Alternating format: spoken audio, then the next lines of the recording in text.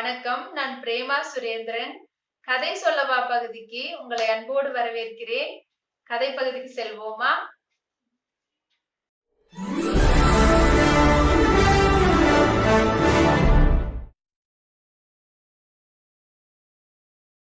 அந்த காலத்துல பரம்புமலை அப்படிங்கிற ஒரு குட்டி நாடு இருந்தது.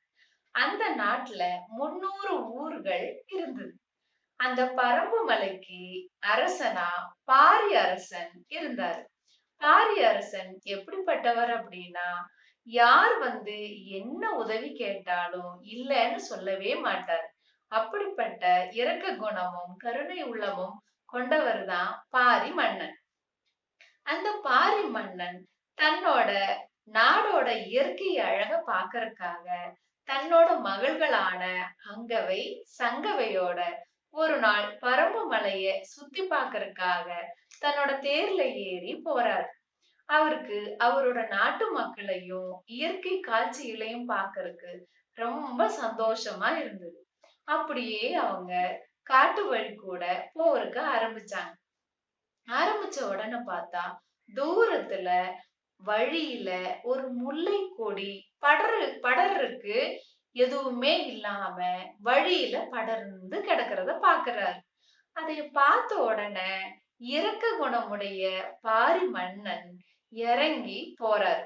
இறங்கி போய் அந்த முல்லை கொடிய எடுத்து பாக்குறாரு. முல்லை கொடி நல்லா செழுமையா வளர்ந்துருக்குது. ஆனா அது படர்றதுக்கு எந்த ஒரு மரமோ கிளையோ எதுவுமே அதோட பக்கத்துல இல்ல. அதனால அது நிலத்துல படர்ந்து கிடக்கிறத பாக்குறாரு. அத பார்த்த உடனே அவருக்கு ரொம்ப சங்கடமாயிருது. ஒரு முல்லை கொடிக்கு படர்றதுக்கு இடம் இருந்தாதான் அது மேல படர்ந்து போய் மொட்டு விட்டு பூக்கள் எல்லாம் விடும்.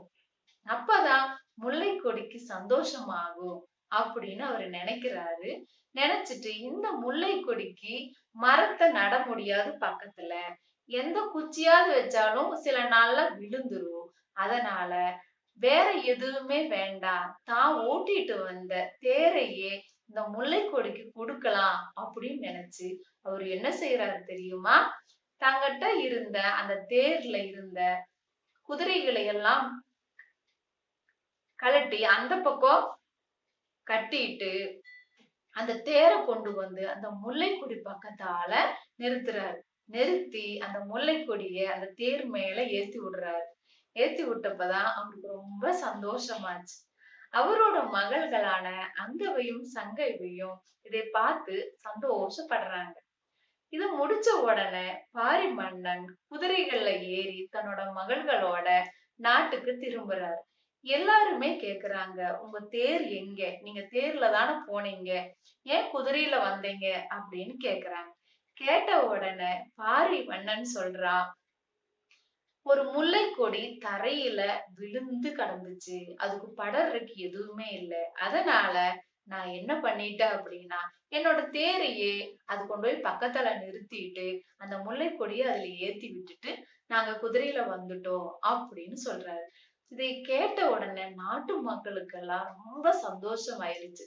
தங்களோட மன்னன் இரக்க குணம் வாய்ந்தவன் தான். ஆனா ஒரு முல்லை கொடிக்கு தங்கத்தாலான தேரை குடுக்கறதுக்கு மனசு வேணும்னா அவர் சாதாரண ஒரு உதவி செய்வர் கிடையாது, வள்ளல் அப்படின்னு சொல்லி நாட்டு மக்கள் எல்லாம் பாரி மன்னனை பாரி வள்ளல் வாழ்க, பாரி வள்ளல் வாழ்க அப்படின்னு கோஷம் போடுறதுக்கு ஆரம்பிச்சுட்டாங்க. அன்னையில இருந்துதான் பாரி மன்னன் பாரி வள்ளல் அப்படின்னு போற்றப்படுறாரு.